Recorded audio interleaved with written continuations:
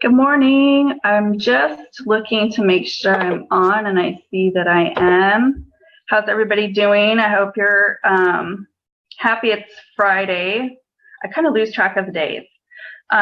So really quickly, I'm just going to share this to my group. I'm coming on my public page again today, but I promised this to the ladies in my Revitalized Lounge group also, which is a group specifically for ambitious women who want to do it all but kind of feel frazzled trying to do it all. Want to have it all. That's the thing. We want to have it all. We don't want to do it all. I've talked about that before, about how to get help and set boundaries and delegate and do all these things, and I've given some tools to help you do that. But I'm not talking about that today. Today, I'm talking about kind of what happens before all that, before all the tips and stuff. Let me just share this to my group real quick. So if you're on, say hi so that I can say hi back. I've got my coffee this morning. I have eggnog in my coffee this morning. Who likes eggnog? I know it's either you love it or you hate it, right? I love it, but only a little bit. Just in my regular drip coffee, I can't drink like a cup of eggnog. It's too thick for me. Let me just make sure this is working. Oh, here. Oh, you're going to be like that, are you? Okay, hold on one sec.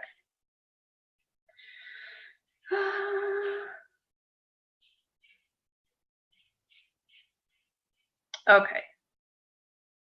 All right, so I decided to do a series of lives from December 1st through December 21st because this is like the crazy busy time of year. Everybody's kind of hectic and chaotic, and lots of bad stress can happen, and it can take a toll on our bodies and our health. Especially after the new year, after we've settled and our body's like, okay, you need to slow down and like take a break now. So I wanted to do this now to try to help as many women as I can to feel less just frazzled during the holiday season. And I've been sharing lots of tips and how-tos and tools and things like that. And I realized I need to step it back for a minute. In my practice, I talk all about self-care all the time. You'll constantly hear me say self-care isn't selfish, or take care of you, things like that. And what I want to talk about today is what self-care actually means to you. So what I find a lot in talking with women is that hearing that term self-care often translates as selfish. And so they see it as meaning that we need to take time from our busy schedules, avoid our responsibilities, indulge ourselves. And by doing this, we're being irresponsible and we're neglecting our kids or our partners or our other people in our lives who are depending on us. And so when these thoughts or feelings come up, we need to remember two things. So the first thing is we can't pour from an empty cup. If you're running on fumes, you're not doing anyone else a service. You're not going to be able to be the best for them.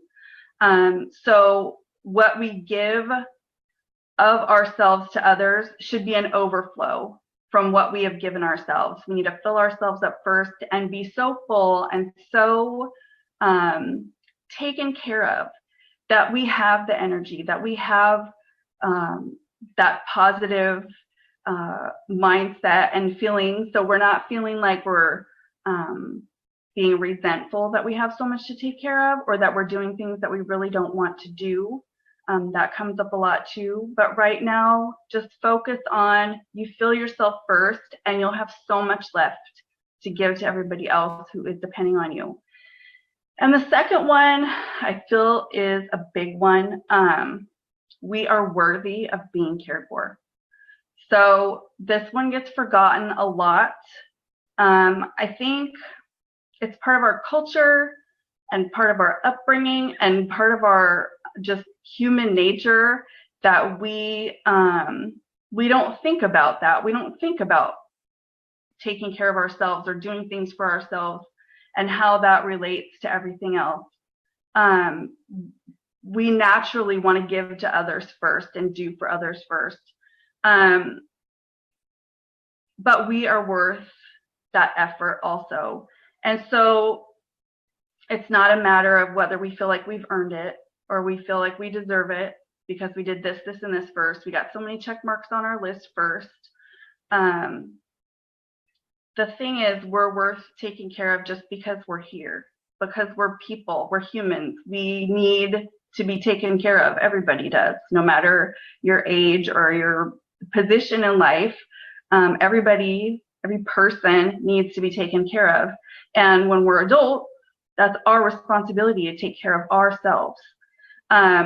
So I actually just published a piece a few weeks ago about this on Thrive Global. I'll post a link to that if this is something that's like sticky for you. I would love for you to read that. I feel like it would be helpful just to kind of shift the way that you view that needing to be taken care of needing to be cared for.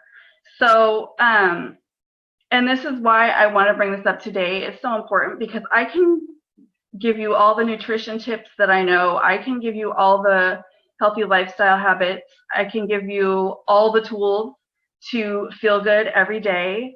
But if you're stuck on these two things of feeling like you're not worthy or feeling like you're selfish by doing that, then you're not going to use any of that stuff. It's not going to help you because you're going to say, I don't have time for that. I have to take care of this person first.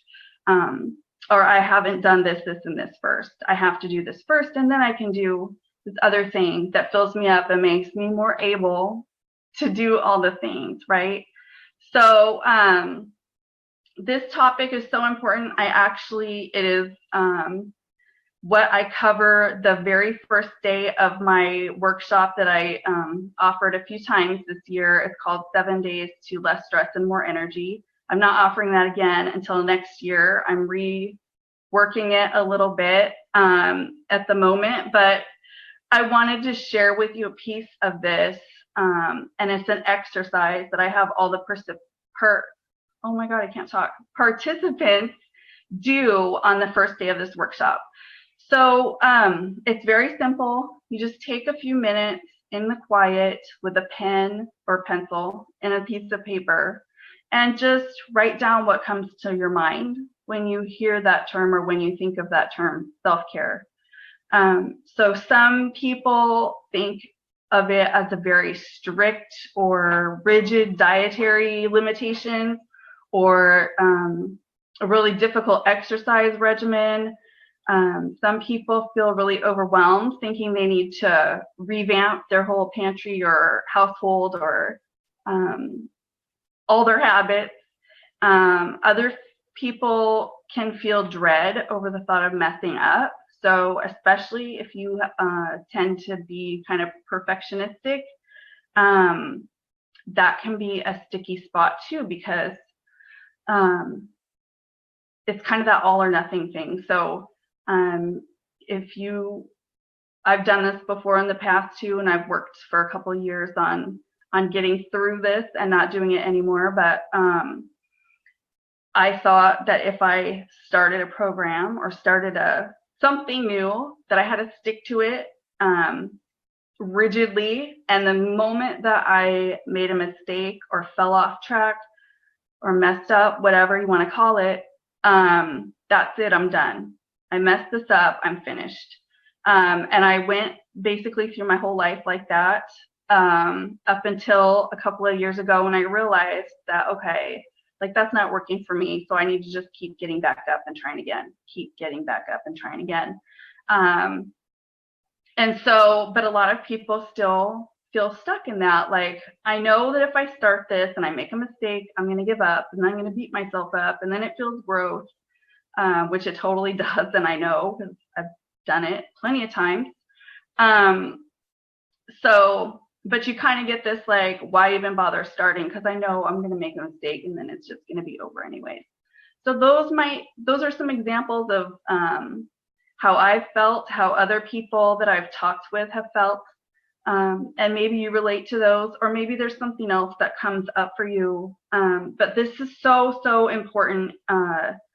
Nothing else that I share with you in these lives is going to matter if you don't believe that you are worth taking care of, that you are worth putting your time and effort into. And so I really, really would love for you to do this exercise today. It literally takes 5 minutes max, unless you really want to, dig deep and explore all these different reasons why this might be coming up for you. And that's okay too. It might take a few days for you to kind of think back and see, like, where have I started before and stopped? What stopped me? That's another way to do it too. Just think back, because we tend to keep patterns. We tend to keep habits. So if we've done something once, at this age, we've probably done it a million times, right? So think back, like, when's the last time you started something new? And then why did you stop doing it? Especially as relates to self-care. And it can be anything. It can be nutrition. It can be exercise. I talk about several aspects of self-care in my practice. So it can be your sleep regimen. It can be your just holistic self-care practices, mindset work, all kinds of things.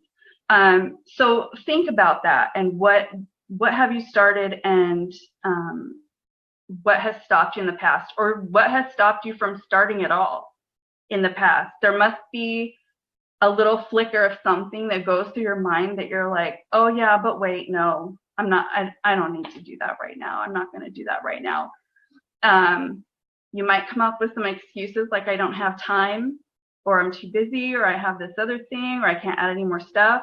But those are just excuses that are covering up what is the main core reason why you don't want to do this right now.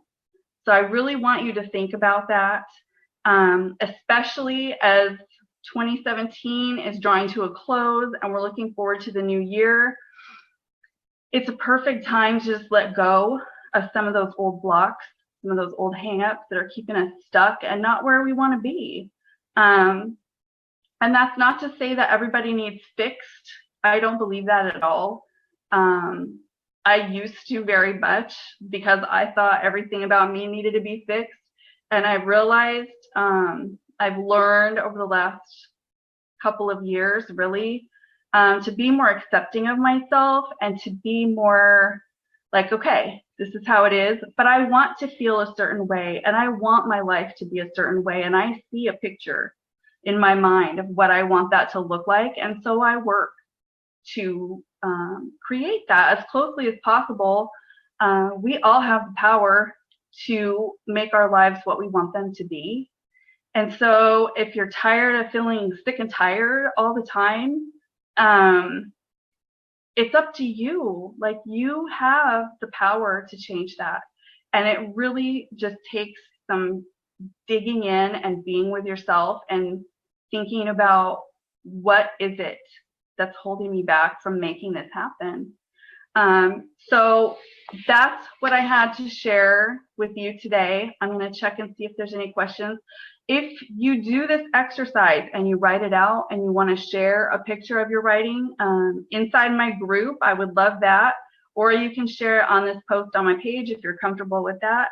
But I'd really like to get a discussion going and really clearly understand what's going on for you guys, because I feel like I could talk until I'm blue in the face. I have so many tips and so many tools and so many things to give to you that will help you, but it's not going to do any good if we don't do this part first.